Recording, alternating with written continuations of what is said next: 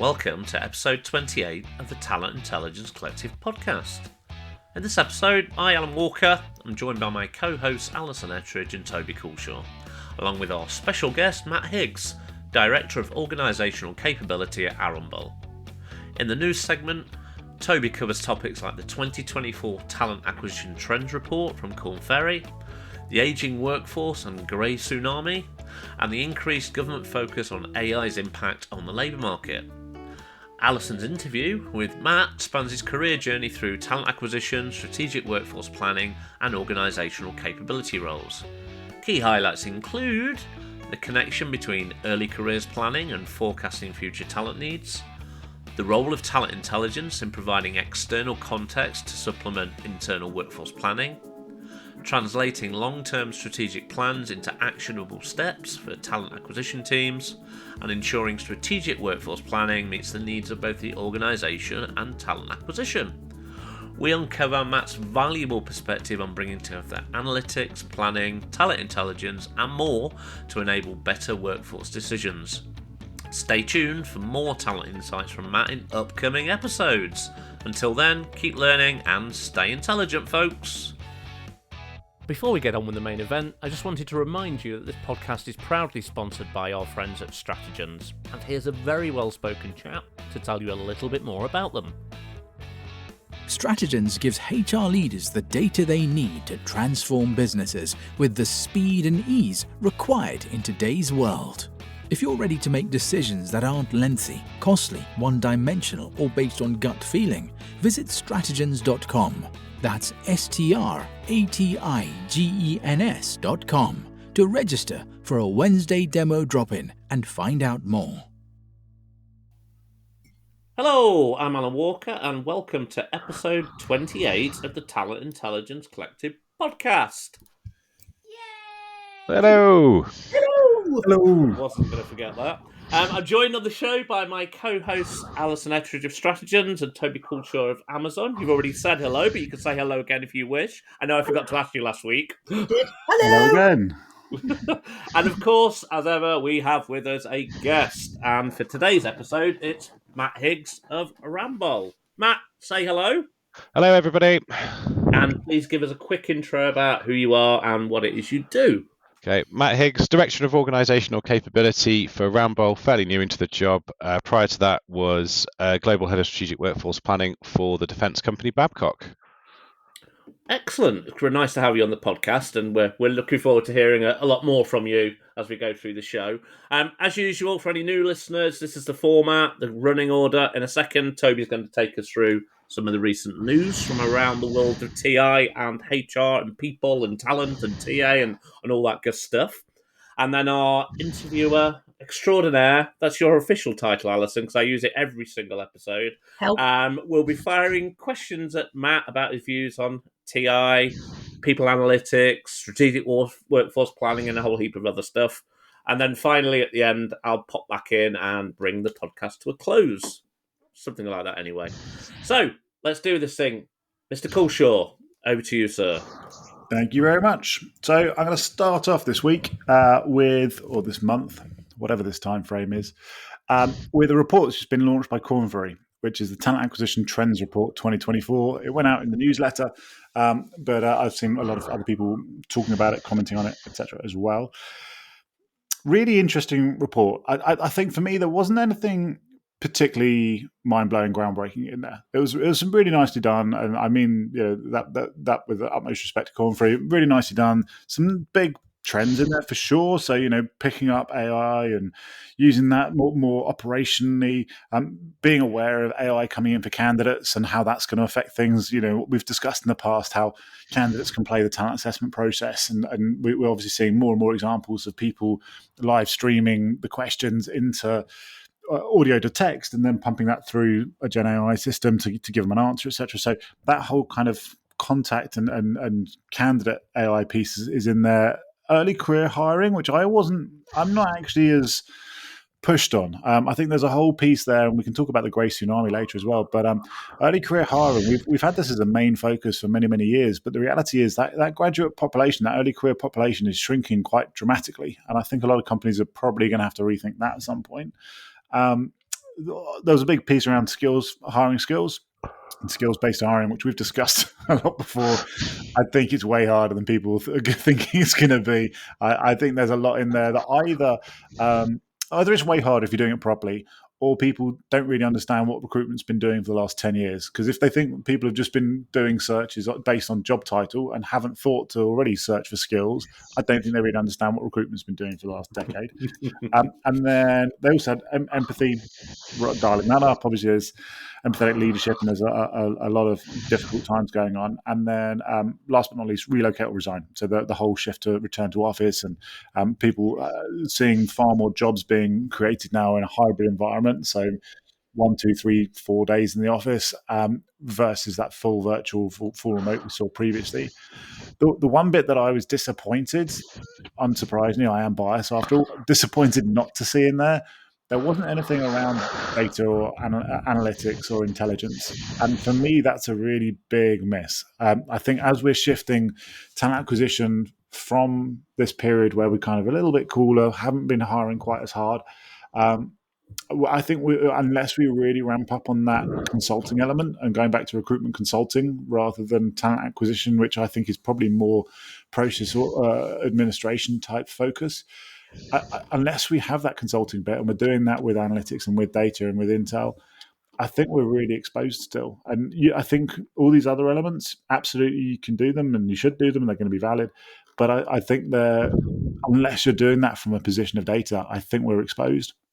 Yeah. I love that because you're on one a bit with this one, Kate, which is great. But funny enough, when I read it, I wrote, I need to write a blog about how talent intelligence helps with all of the things from the Corn Ferry report. So, it was kind of like, God, what happens? We're delving back into just being reactive again and kind of, the stuff that organisations are doing to play catch up the whole time.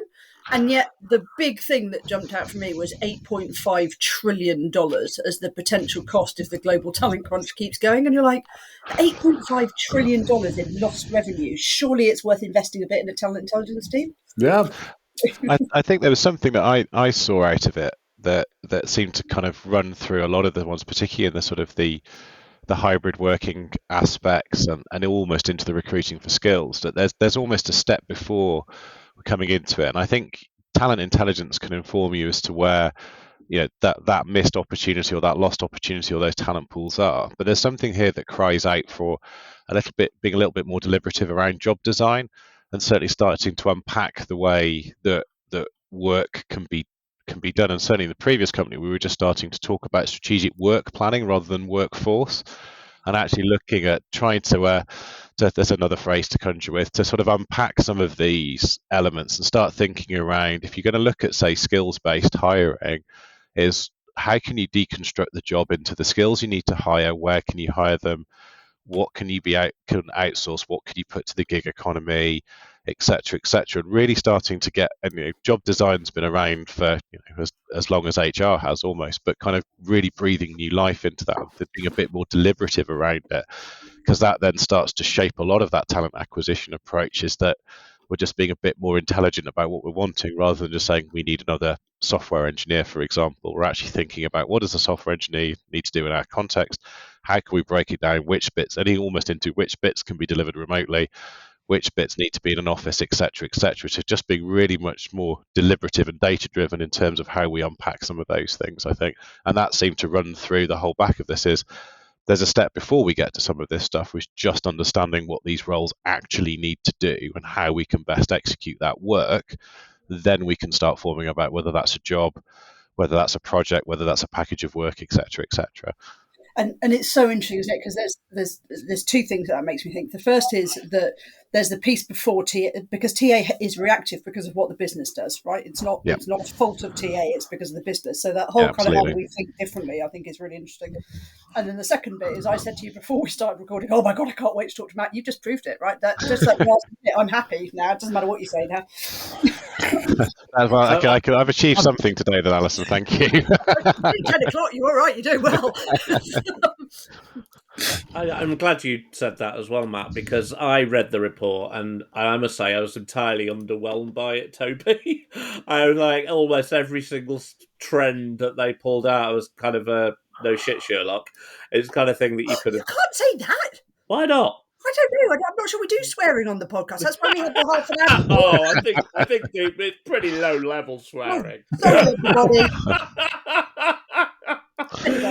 I wasn't. I didn't leave reading the report and thinking, "Oh my god, my life has been changed by this." I just thought it was a kind of somebody could have put this together using Claude or ChatGPT.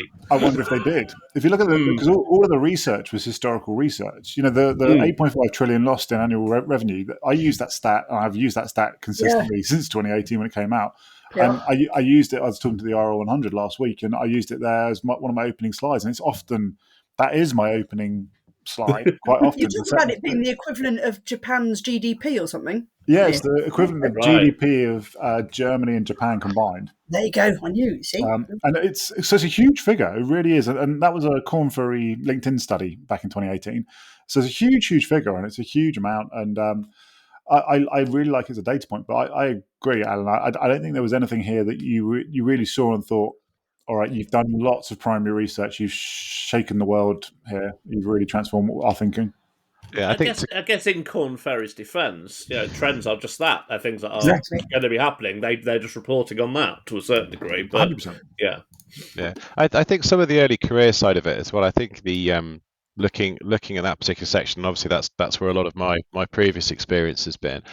I think that there is such a misconception, and I know that we're sort of touching on the sort of the grey wave as a later news item, but that conception that early career equals young, and I think the report was very much directed was coming from that lens rather than actually it could be earlier in your career, but you could be at in the mid stage of your life at that point. And I think there's still something that 20 odd years after 23 years after my first graduate milk round that I ever ran, we're still having that conversation and thinking early career equals young. And I still think it's a misconception and it's a missed opportunity. I think even just from a pure branding perspective about it as being a strategic workforce planning lever you can pull, it's new entrants into your organisation or possibly your industry. It's not necessarily just young people, because you're quite right, Toby, that pool has been static or is now shrinking.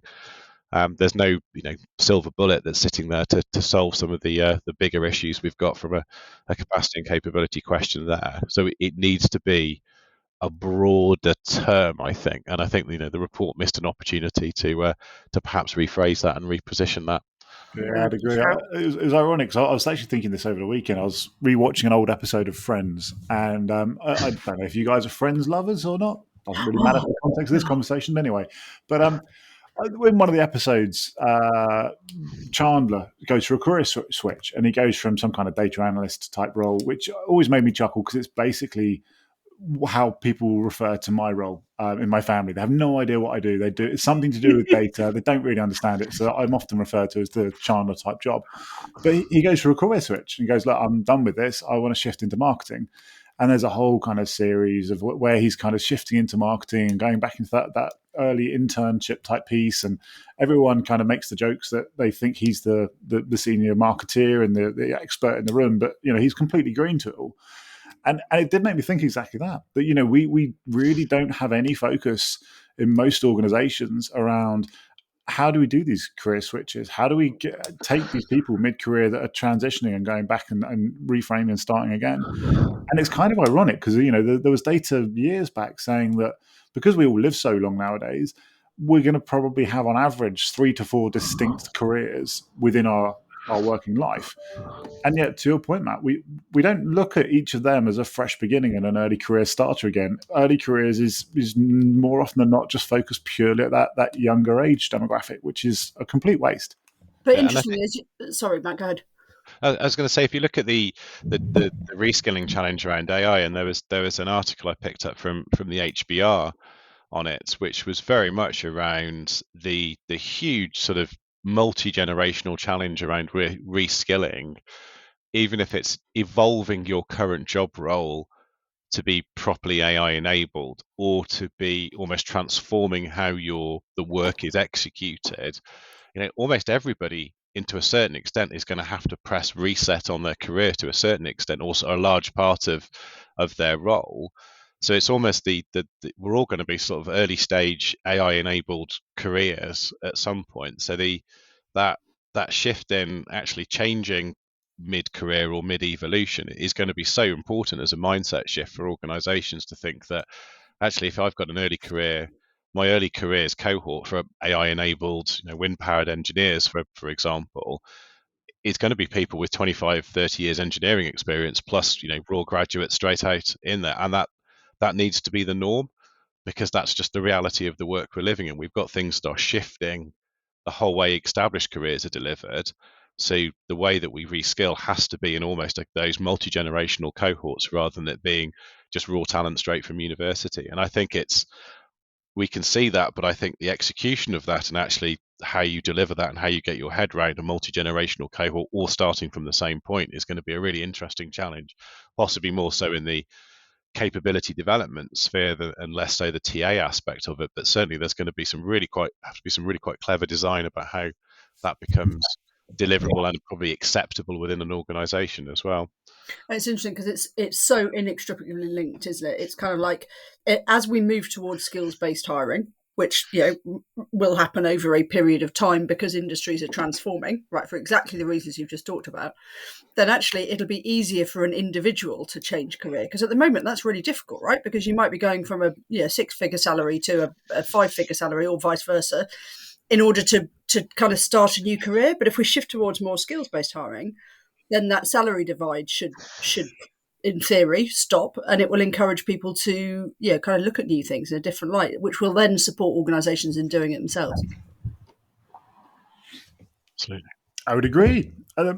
This leads us nicely into one of the other news items I was going to flag up today, which is around the grey tsunami. And I've wrote an article a while back around the grey tsunami and the ageing workforce, etc. And there was a piece that came out unlocking the potential of the silver workforce. I don't like the fact we're all using the greys and silvers. It feels very wrong. Can we be silver surfers riding the Great Tsunami? Exactly. Big living in North Cornwall, that works for me. Yeah. But this article specifically was just highlighting the fact that more than half the UK workforce will be over the age of 50 by the year 2035, which feels a long way away, but it's really not. And that compares to just over a third of the working population being over the age of 50 when we were in 2019. So wow. A huge demographic shift. And there's going to be a lot of changes then of the workforce and what people's expectations are. Lots of opportunities with that. I think there's lots of risks with that. I think the whole kind of talent sentiment, understanding our employee engagement, understanding wants and needs and demands of the candidate base, I think that's really going to change quite a lot. And I think if you overlay that with the average tenure in organizations coming down, I think it really does pose a lot of questions around what do careers look like for not they've used arbitrarily the age of 50 here, but I think anyone that's kind of midpoint within their working life, and I wouldn't say career because as we mentioned just now, there's going to be multiple careers within your working life, but I think it does really challenge what is a working life going to be in the future. I think there's it comes back to me as a huge sort of inclusivity and inclusion aspect to this. I mean, one of the things I went through induction for my current firm a couple of weeks ago, and they had a series of videos around what does inclusion mean. And one of the things that they had in there, which I've never seen before, was a working father, which is something close to my heart, with two small kids, saying, inclusion is not feeling guilty when I have to leave early to go and do the school run. And there was another one where there was inclusion is being the oldest person in the room by far, but not feeling like I'm the oldest person in the room by far. And I thought that was a really interesting sort of piece around we talk a lot about early careers and we talk a lot about career development, but there's something there around recognizing and valuing the contributions that the older, more experienced workers can bring. And I think there's something there around making sure that we're not inadvertently, as we would do with any other group, designing a corporate culture that ends up sort of excluding a group of people that have got a really valuable sort of contribution to make. My previous organisation, very engineering heavy. There's a lot of people with a lot of long service there who were effectively the brain trust of the organisation. And I think sometimes perhaps that wasn't valued as much as it could be from a technical perspective, because a lot of the times you're in roles where their technical capabilities and experiences are being pushed aside with more managerial roles. Actually, at that stage in their career, they don't want to be spending their time in budget reviews, etc. They want to be doing the hardcore engineering problems because that was their first love. And I think if there's a bit there for me, it comes back almost to the job design and the cultural inclusivity that comes with it, that creates that environment where you get the most out of our silver surface, to use Alan's phrase. I would agree. I think that's a really good point, and I like that point around. By that point of their career, they've kind of had enough of the management processy bit. Generally, you've had enough of the politics. You just want to get back to what you love and enjoy having an impact rather than managing processes. And that's what you love in life. Yes, that's true. Anything else anyone wants to add on that piece, or shall I move on with the news? The next section. Move on. We've probably got time for one more because I want to talk to Matt because he's just awesome. All right. Well, in passing, I'll mention that the cooling job market's no reason for panic, particularly in the US, according to some US economists over at the Bureau of Labour Statistics. We've discussed this ad nauseum, so I won't dive into it. Yeah, it's cooling, but the reality is there's still more jobs than people, but yada, yada, yada. I think the other bit that I really want to just flag, though, is the amount of focus going on at the moment with AI and from governments and how it's going to affect the workforce. And there was a US Senate subcommittee focusing on AI in the workplace. They had a whole hearing looking, and it was the Health, Education, Labour, Pension Subcommittee. But what it was really sparking for me is the amount of focus is getting at the moment. There was also a meetup at Bletchley Park in the UK this week, maybe last week. Once again, looking at how AI is going to impact the labour force and the workforce. And I think this is fascinating. I had a chat with Bob Pulver on the Talent Intel Collective Deep Dive around AI audits. And I don't think this is necessarily getting the focus it should have. We're getting excited by the shiny new toys and all this amazing stuff AI and Gen AI can do, which is cool. And it's really, really exciting. It's really amazing. But I don't think we're necessarily thinking through fully what the impact of that's going to be and what the control mechanisms of this is going to be and how much we could get restricted if governments decide, well, actually you can't have large language models in your TA process. You can't. You can use small targeted mini models, like smaller language models. Or how do you audit your entire supply chain to ensure that the AI through the entire process is fair and equitable? How do you make sure there's no black box AI systems within all of that? I think there's loads of stuff here that we're kind of not really thinking about. And TA's got a habit, and Alan, I'd love your take on this as well, but I think we've got a habit of being like magpies. We get excited by the shiny new toys and we go and pick them up and run with them and run away. And we don't really have that kind of tech maturity to say, well, hold up, is this even appropriate? Is it scalable? Is it feasible? Is it auditable, etc.? Well, definitely. That piece around the magpies is really interesting. I've been saying for the last 6 months or so. So there's been a ton of products that people have built that are basically skins on top of OpenAI's API model, and people have been very, very excited about them, and people have been making quite a lot of money out of selling them. And I've been saying for months that these things are just going to be made obsolete by OpenAI releasing a more advanced versions of their own technology and more advanced front-end versions of their technology. And guess what happened on Wednesday? This week. Tuesday, sorry. Now, this week, for those listening in the future, is the 7th of November, more specifically. OpenAI released a ton of tools that allow the everyday layman to do and build themselves pretty much what 90% of all the ChatGPT related tools that have come out over the last 6 months are doing. And there's a lot of people, product owners and business owners, who are now panicking because they realise that this stuff is really easy to do and really simple to do. So it's really, but a bunch of TA folk have bought those tools and invested their money and time in implementing those tools, and there's a very good chance that those companies will close down. So suddenly they're going to have to pull back. I think there's something in here. I was at the IBEC HR Leadership Summit a couple of weeks ago, in Dublin, and there was a guy called Thomas. Oh, hold on, Thomas Kamara Pramusic. I'm going to describe that wrong.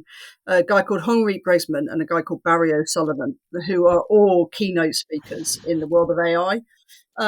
And what Barry O'Sullivan was saying is he was part of the EU committee that was looking at what AI was going to mean and putting some of the self-regulations together. And he was saying that anything to do with people, whether it's internal or external, was automatically going to fall in the regulation under the high risk category.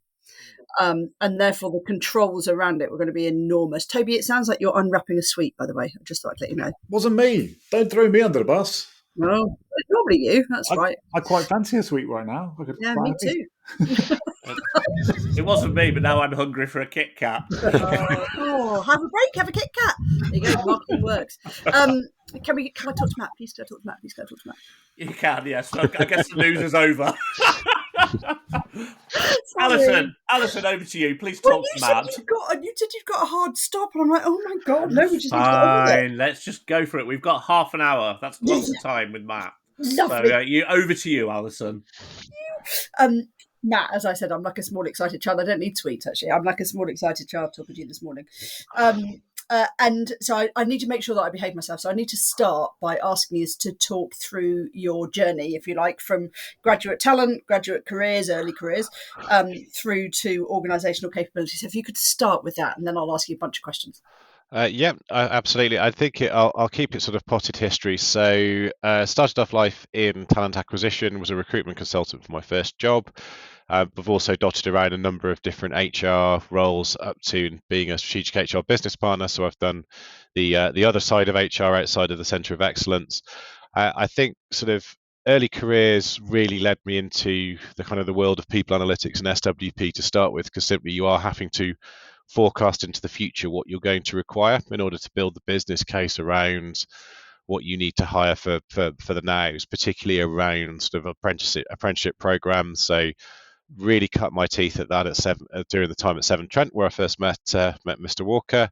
A lot of time around building the business case for a fairly significant sort of 6 or 7x increase in our entrance, largely to deal with the aging workforce situation that we had with our operational side of it. So really got into analytics in a big way at that point, and then spent quite a lot of time sort of building and evolving that.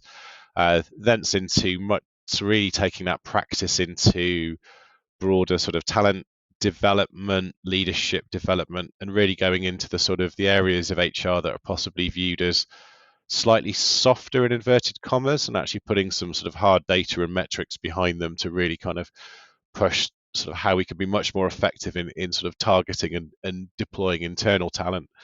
And then from there was really into the sort of the organizational capability side of it, getting back into how do you really configure an organization in order to deliver against the strategy that it needs to. So getting back into sort of things like organizational and job design, again with a strong underpinning of the data side of it, which then eventually led myself into strategic workforce planning, and sort of the major, I guess, sort of signature area I've worked on. That was the sort of 3.5 years I spent with Babcock, and that was really taking a nascent pilot for SWP, drawing on a sort of a slightly neglected discipline of integrated business planning, and really breathing some life into a sort of a living, breathing kind of organic SWP process, which was interesting because it wasn't just internally, it had the eyes of the MOD across it on a quarterly basis as well. So that was really trying to sort of challenge those preconceptions of the business that even in an organization that's very engineering and process driven, you still fall prey to the I don't believe the data because it doesn't correspond with my view of the world. So always enjoyed being that slightly contrarian person that can hold up a graph and say that's not what the data says, but very much around turning that into sort of practical solutions. That started with early careers, and now it's the sort of the full gamut of organizational capability. My current role, I've got dual responsibility for SWP and for learning as well. So one of the major strategic levers we can pull for capability development is learning. So it's about making sure we're designing a learning organization that supports that as well. So in a nutshell, that's why I'm here, and I think I'm a self-confessed massive geek, as I think everybody on the call knows. So I've always been orientated towards data and everything else that goes with it, which is maybe probably slightly an outlier in some of the HR teams I've been in. Yeah, it's so interesting. As you were talking, I scribbled some notes beforehand, and I was thinking actually your kind of journey from early careers to SWP. In my head, I was thinking that's a move from quite reactive hiring to proactive. But actually, what you're saying is completely the opposite. Is that early careers meant you had to learn to forecast and you had to look into the future, and that and then when you combine that with the aging workforce, actually, it's almost the reverse of what I had thought to start off with. Yeah, absolutely. I think it's a lot of time it's the I think there's a lot of resourcing and TA, I think in general can be seen as being reactive, but actually if you start probing around the numbers and you're looking at the patterns and the trends, obviously this doesn't predict past performance, doesn't predict future performance as all the usual caveats are, but you start to see trends and patterns in the data that at least allow you to ask the intelligent questions.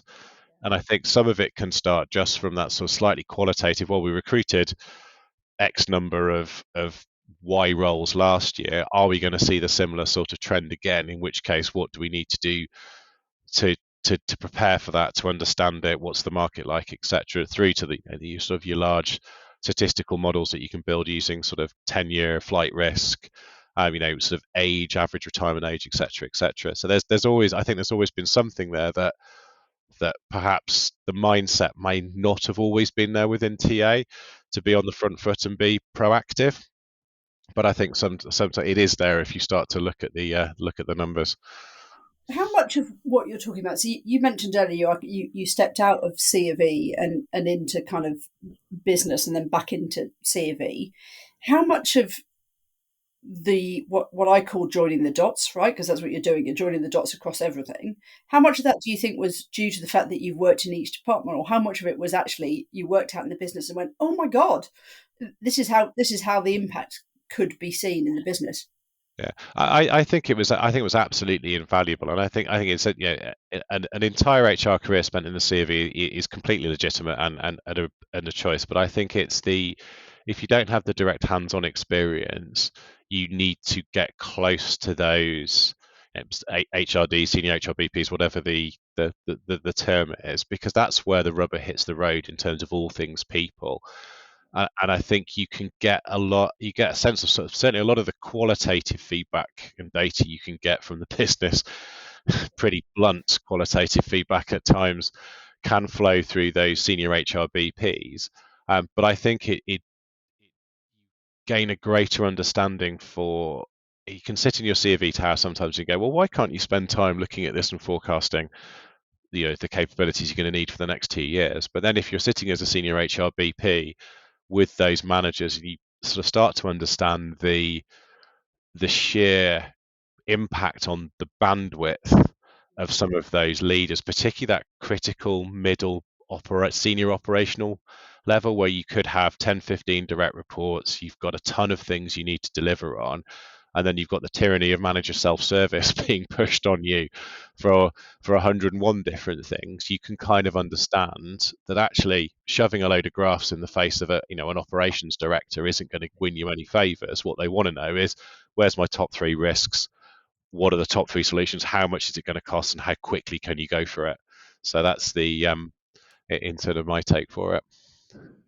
Oh, on that, I think that's a really good point. Where I think we as TI are probably not quite as mature as we need to be yet, because a lot of teams are doing that kind of highly consultative, one to a few approach, and they're looking at they're getting more demand than they can scale to, so they're looking at that self-service, and a bit like people analytics did, where you start building these capabilities that people can go and self-serve. But I think your point's really key, that a lot of our customer base either don't have the skills to self-serve it appropriately or don't want to self-serve it appropriately. So how do you think the best kind of happy medium is moving forward, where you can get the data out into the hands of the decision makers as effectively as possible, but without giving them extra workload to focus on? Yeah, I think I'd sort of liken it to I almost went through an evolution of this with Babcock, where the first question I got was just send me the data. And my response was, "Are you sure? Just send me the data. I can interpret it." Okay, fine. So here's here's the most complicated Excel spreadsheet you've ever seen in your life with a bit of a Power BI dashboard on top of it. Actually, no, I don't want to do that. I want to see some pretty graphs. Well, here's 15 pages of PowerPoints with the graphs on it. Actually, what I need to do is I need to understand a bit more about the problem. Okay, well, I can talk you through that. And in the end of it, the request was, I just want a task list of what I need to do. Go away, do the analysis, come back with the risk to me, give me the top 3 and tell me what I need to do about it. But then there are some customers, and we sort of, particularly with Babcock, we viewed it as that internal sort of customer model, where for some of them it really was just tell me what I need to do and how much it's going to cost. I will go to the customer and get you the money, you will execute, and then the rest of the CVs will execute against it absolutely fine, through to actually I want to be walked through step by step and have a plan in shaping it. I think some of it's understanding. There's probably 2 things for me to triaging it. One is understanding where the biggest risk to the organization sits as you see it. So you understand the organizational strategy, you can see the data, you can see where the biggest capability gaps are coming from the analysis. So that's where you need to target, and by hook or by crook, you need to bring those leaders on the journey. And then it's really sitting down and designing the solution with them in mind, because some people are quite happy to just take the recommendations that came off the back of it. And we actually found from our MOD client aspect in Babcock, once we'd convinced them of the veracity of the data, they were absolutely comfortable to sign off on the solution that we put through to them with very little challenge and overview, because if it was validated by SWP, they were comfortable in SWP. That's how we can push the process. Whereas internally in the business, there was an awful lot more interrogation around the problem statement. So for me, it's understanding really what those internal customers really need, and recognizing that they may want to understand the in-depth bits of the algorithm, but actually to manage their business, they want to know the top 3 risks and which bit do we need to step through, and what's the top 3 solutions and what's that going to cost for it. So I think there's something there around not assuming all size fits all, but my personal take is I've always taken quite a risk-based approach to it. So where the highest areas of risk are, that's where I'm going to spend more time making sure we get that balance right. But I do call it, sometimes it is the tyranny of HR self-service. For those managers with limited bandwidth, the last thing they need to do is have another tab they need to click on and something else they need to respond, and another automatic email that drops into their inbox. And sometimes it's worth them having that extra support that just says, right, you'll have one meeting once a quarter with me that will be an hour's long, and we'll go through your 3 or 4 high-level strategic decisions that you'll say yes to. You don't need to worry about the execution side of it, because that's the accountability for the CVs, and we'll just update you on progress. And a lot of line managers, 9 out of 10, went for that option rather than the walk me through the individual algorithms and I'll critique every single element that goes through. I think that's great. And one other question. Sorry, as I know I'm jumping into a session here, but a few podcasts back, I was probably stirring the hornet's nest a little bit, saying that I think TI, to an extent, is merging quite rapidly with SWP, but then also SWP, I think, has been for many years operational workforce planning, and it hasn't actually had that strategic lens, whereas the external context and external data that TI is providing is helping to give that strategic lens, because it's giving the external context for all of that. What would your take on that statement be? I know it's probably a little bit provocative. I like it, and I'm giving having a sort of presenting to the civil service next week on pretty much on just this topic. And I think you sort of look at the topic of strategic workforce planning, and you've got resource planning, operational workforce planning, resource management, project resource allocation. And so which one of these is SWP? And the answer is probably yes. I think it depends on the context of the organization. But I think there's something around having the honesty of recognizing that if you're planning over a single budgetary cycle, you are operational to tactical at best. You are not strategic. If your company's strategic horizon is, Arambol's is 5 years, Babcock's was roughly the same. If you haven't got a plan that corresponds with that, then whatever workforce planning you're doing, by definition, isn't strategic. I think TI has given a massively valuable external lens. So you can sit in your ivory tower, as I have done, and you can play with your spreadsheets and come up with a oh, it's easy, we'll just recruit our way out of this one. And and then to quote my old boss at Babcock Ali Gilani, you're not going to recruit your way out of this one. But then TI will give you the clear understanding not just of why you can't recruit your way out of it, but also what the potential alternatives are for that. So I do think there's a lot of work that gets done that has the SWP badge on it that's actually kind of run-of-the-mill tactical, valuable, important tactical resource planning. SWP for me is when you sit back and you look at that entirety of all of the options you've got to solve for that capability gap, whether it's upskilling, reskilling, early careers, recruitment, but then you've got mergers and acquisitions to buy in the capability you want. Do you just want to temporarily rent it, or actually do you want to make a decision that we're going to exit this particular business line so we don't need this capability anymore, in which we're sunsetting and we're transferring the capability away? When you start to have those kind of conversations and see that kind of view, then you're into strategic workforce planning. And the ultimate end of that is when you're sitting there and going, we have 3 or 4 different scenarios of the future where the organization looks 4 different ways, and these are the people implications of those 4 different ways that tie in. So I think you're absolutely right. TI has given a view that answers that question about whether you're going to recruit your way out of it. So all of your fancy resourcing planning's going to be worth a hill's worth of beans if the market won't support your 250 full stack AI developers that you're going to recruit by the end of next week, because that's just not going to happen. So I think it does cause you to start thinking a little bit more long term from that perspective, because it illustrates the size of the problem quite neatly. But no, I think it's a worthwhile challenge, because I think organizations kid themselves that they're doing strategic workforce planning when actually what they're doing is probably some pretty good resource planning over the next 12 to 24 months. And a last question for me, and I will give it back to Alison. Sorry, I'm getting excited now, but you just made me think of it with Ali. And Ali, for anyone who doesn't know, Ali's awesome. You're another god. Yes.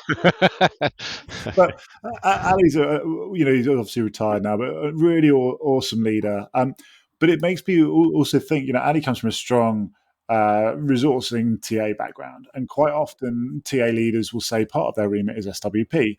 And yet, when you look at most TA conferences, when you look at most agendas, talking points, saw it in Corn Ferry study just now, SWP is never on the agenda. And sometimes there's SWP separate events, and quite often that's tied close with people analytics. But do you think TA, one, do we own it as much as I hear, or do we not? And in actual fact, it's resource planning, not strategic workforce planning that they're owning. And 2, is it being given the attention it should have? And if not, why not? I think there's an interesting. I mean, I've always felt that SWP, it's a discipline and almost a COE in its own right, and that might be sort of like writing my own book a little bit. But I think because if you're doing it well or properly, and if you want to call it, you're touching into all of the HR COEs and wider into sort of almost out into corporate strategy around things like M&A. So it talent acquisition is a really important lever to pull as part of an overall SWP approach. I think if SWP sits within TA, you automatically bring a TA lens to this, and it's if the only tool you've got is a hammer, everything starts to look a little bit like a nail. There's always a risk of it being seen as it becomes resource planning, which is really important and a really critical part of an SWP approach. But it is out of I think we got up to 9 Bs of SWP in Babcock. It is the byline.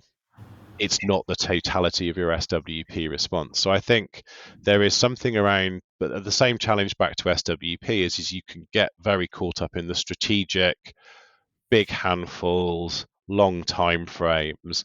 And actually what we need to do to properly support our TA colleagues is be able to translate that into that sort of 24 months operational workforce planning, that 12-month tactical recruitment plan. So your overstretched, overburdened TA team can see the proactive front foot stuff we need to do to develop capability, as well as the necessary reactive stuff we're getting from the business, from emergent vacancies, attrition, etc. And I think so. I think it cuts both ways. That SWP has to be able to turn that long-term planning process and that validation process into a usable product for TA to be able to actually action on. Otherwise, it becomes a lot of pretty graphs, and you end up with this sort of 6 to 12 month disconnect where my graph says one thing, but actually, we're saying we need to recruit 500. Well, why have we got TA got 1,000 active vacancies then? If we should only recruit 500 and our attrition rate is 10% because the numbers just don't stack, and then that calls the whole planning process into question.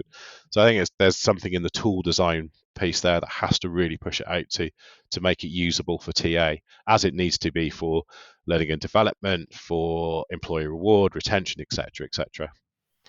There were so many things that came out of that, and I think if I go back, Toby, I'm going to go back to your first question, to Matt, which was linked to this maturity in talent intelligence and growing it from self-serve to scalable to strategic decisions. And it sounds as if actually the self-serve should be the data that helps the business leaders to think differently about a role, right? It's just that should be a relatively easy off-the-shelf product. But actually anything that is then associated with risk mitigation is when you need to start joining the dots, and you need people analytics, and you need workforce planning, and you need talent intelligence.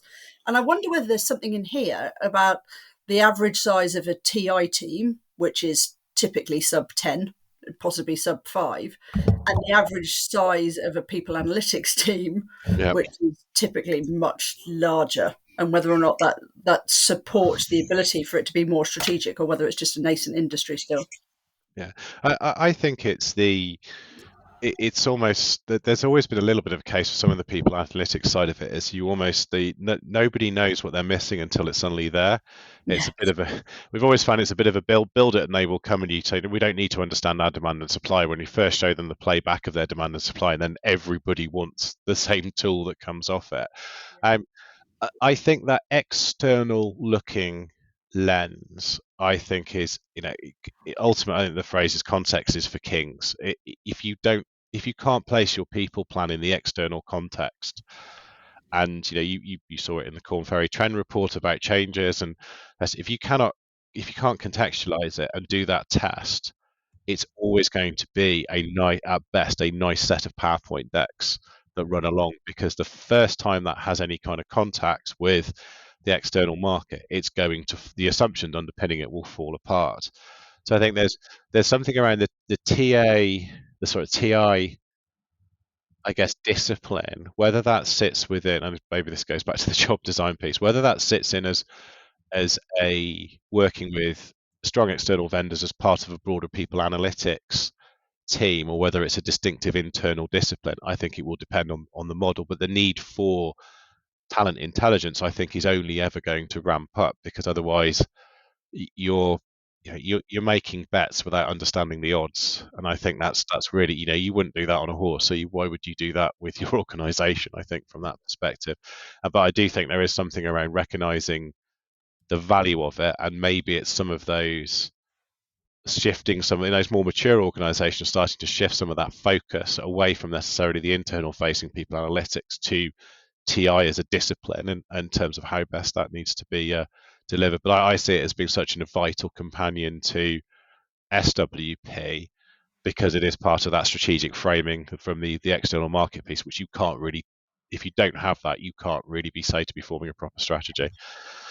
I wonder on that also whether, and this came up on a conversation I was having yesterday, I think TI, similar to SWP, it's very easy to think to not really think through the pain of it, and disregard it when it's working well. Because if you're doing the job right, you're de-risking decisions upstream so that downstream you don't feel the pain.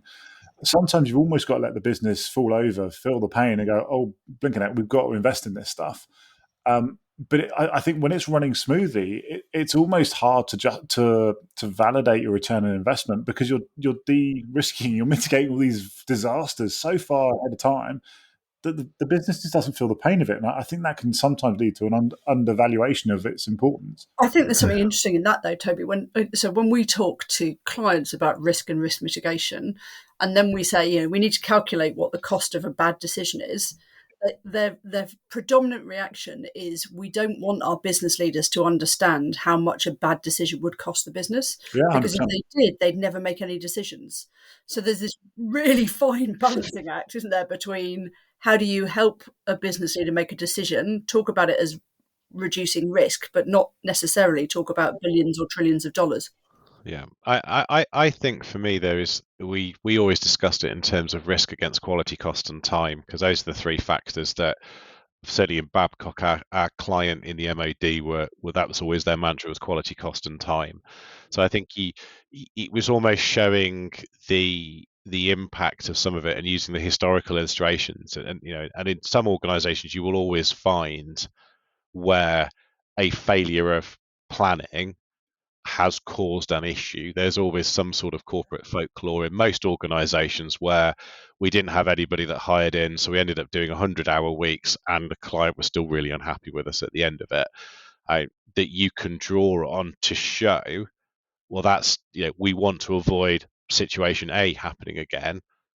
We can all agree that avoiding situation A is a good thing, can't we? Most people will say yes, and then we can steer into it rather than perhaps going into the full, actually, if you don't make this decision, it's going to cost this much money potentially in terms of how it comes through. So I find that sort of a little bit of storytelling and sort of corporate mythology goes a long way to illustrating some of those issues. Yeah, I love that. One of the things that's really frustrating for me at the moment is I've got a broken wrist, Matt, and I'm trying desperately to write down some of the nuggets that are coming out of your brain. I'm like, what did that say? So when you see a whole bunch of this written down later, you're going, that sounds familiar, that quote. It's because I've stolen it. I think I feel like I've got one of those funny little things with sand running out of it in front of me, and it's like So I've already put in chat. Can we all agree that Matt needs to come back for round 2? And Matt, you've written yes. So that's fantastic. So we're going to hold you to that. So because you're going to come back for round 2, I'm going to park the question around can you talk about the building of a pilot into an organic process. I'm going to park that for round 2. Because I think that's really good. Can you talk about the difference in timeline a little bit when you're working with an organisation? What does enduring capability mean? Is it 2 years, 3 years, 10 years, 15 years? Yeah, and I think the answer to that is almost a little bit around it. It depends. I think one of the things is previous organisation, there was an understanding that the work we did on behalf of the MOD and the Navy was very much that work would take place regardless of whose signs hanging over the desk, over the gate, and whose polo shirt everybody's wearing. So whether or not it was Babcock, and truly hope that it does remain Babcock for forever and a day, with delivering that capability needed to exist. So that was a bit of an interest. So that was almost that took a little bit of that time frame concern out of it, because actually we're doing this and the customer was willing to support. And we had a 70-year order book view in terms of what we needed to happen and a 35-year detailed understanding of the demand to do it, etc. Where I am at the moment, it's very much a strategy sort of duration is 5 years, but contract durations are shorter. And we know roughly the size of the market, but we also know that we aren't the only player in those markets. So you're dealing with much more of the kind of the variables and the what if and your percentage win rate. So it's a different way of framing the problem statement. That there's actually this possibility of catastrophic success as you win everything you're bidding for,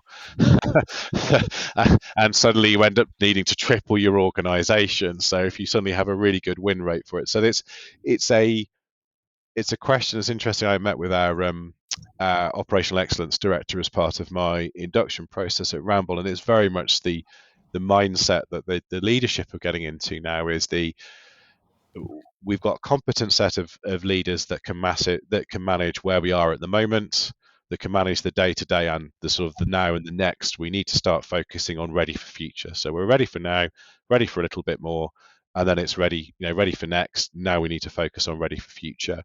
And it's just, we're currently, and again, it's week 3.5 for me, is starting to tease into, so what do we mean by ready next? Where's the time frames for that?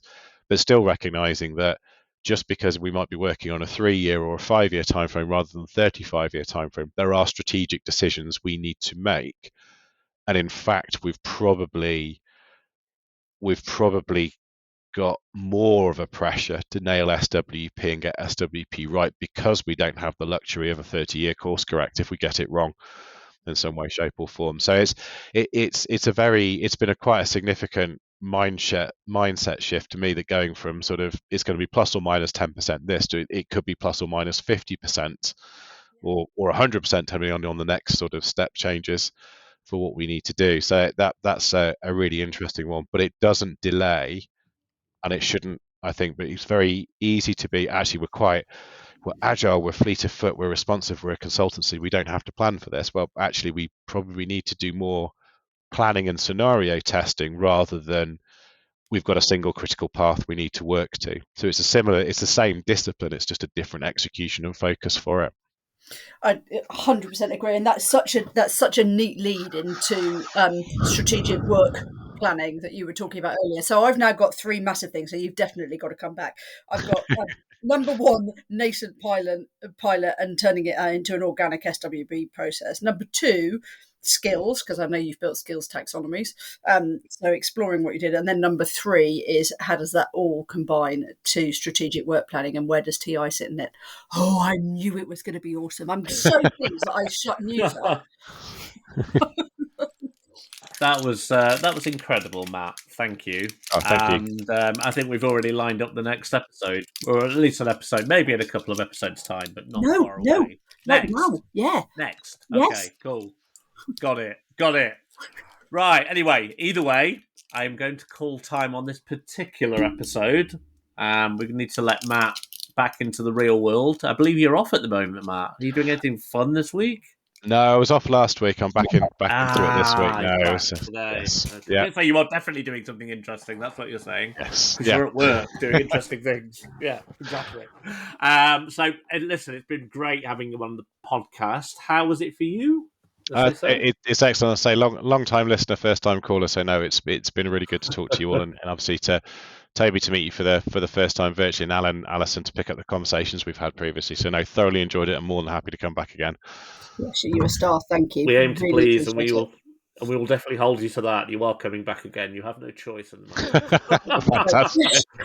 And to all of our listeners, as ever, a big thank you for you and for supporting us. A big thank you to you, and for supporting us. Keep telling our friends and your friends and everyone's friends who we are, where we are, and stay intelligent, folks. Bye. Bye.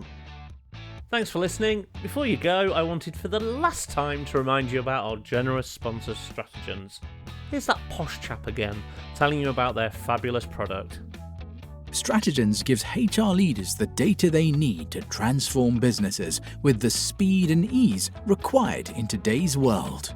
If you're ready to make decisions that aren't lengthy, costly, one-dimensional, or based on gut feeling, visit stratagens.com. That's stratigens.com to register for a Wednesday demo drop-in and find out more.